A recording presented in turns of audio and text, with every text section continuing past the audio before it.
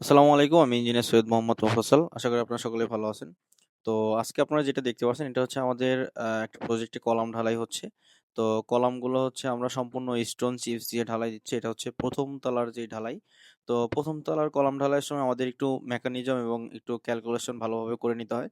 কারণ হচ্ছে ১ম তলার হাইটটা আমরা হচ্ছে চেষ্টা করি ১১ ফিট ক্লিয়ার রাখার জন্য। কারণ হচ্ছে আমাদের ১ম তলা যখন বিল্ডিংটা হয় নিচতলা, তো আমাদের বিল্ডিং এর নিচে যখন বাসাবাড়ির মালামাল ভ্যানে করে নিয়ে আসা হয়, তো এই কারণে হচ্ছে আমাদের নিচতলার হাইটটা একটু বেশি লাগে। যেমন ধরেন একটা বাসায় একটা আলমারি যদি নিয়ে আসে, তো সেক্ষেত্রে ওটা একটা পিকআপে অথবা একটা ভ্যানে থাকবে।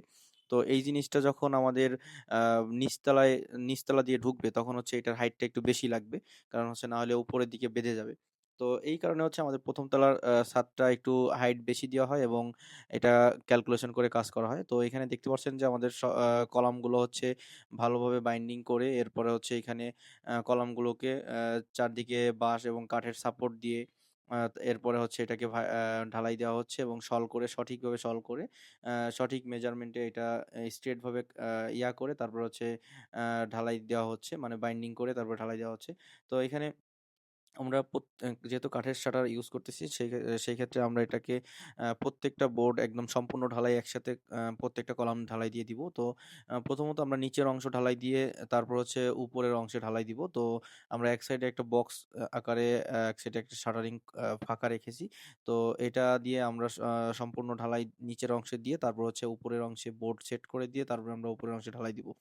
তো এই প্রসিডিউরে আমাদের সম্পূর্ণ কলাম আমরা একবারেই ঢালাই দিয়ে শেষ করব যেহেতু এটা কাঠ শাটারিং।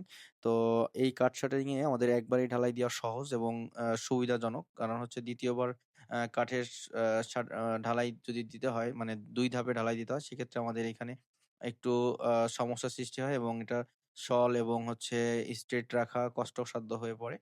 তো এই পর্যায়ে আমাদের সম্পূর্ণ কলামগুলো আমরা এই ১ম ধাপে অর্ধেক কলাম এখানে ঢালাই দিয়ে দিব। মানে একটা কলামের ফুল ঢালাই দিয়ে দিব এবং হচ্ছে ২য় ধাপে আমাদের বাকি কলামগুলো এবং হচ্ছে আমরা আ পানির ট্যাংকি এখানে আছে। এই পানির ট্যাংকির শেয়ার ওয়াল গুলো ঢালাই দিয়ে দিব।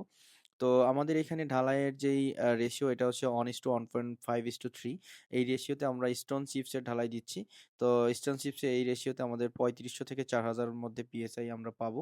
তো কলাম যেহেতু আমাদের মেইন মেম্বার, এই কলামের সম্পূর্ণ ঢালাইগুলো আমরা হচ্ছে পাথর দিয়ে দিব এবং হচ্ছে পরবর্তীতে যখন আমরা ছাদ ঢালাই দিব, এই ছাদ ঢালাইগুলো আমরা হচ্ছে খোয়া দিয়ে দিব।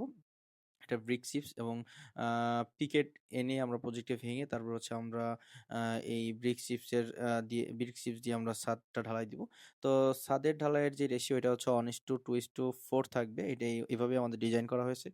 তো এই রেশিওতে আমরা হচ্ছে আমাদের কলামগুলো ঢালাই দিব এবং ছাদ ঢালাই দিব। তো আমাদের পরবর্তী ঢালাইয়ের প্রসিডিউরটা দেখার জন্য আমাদের সাথেই থাকুন।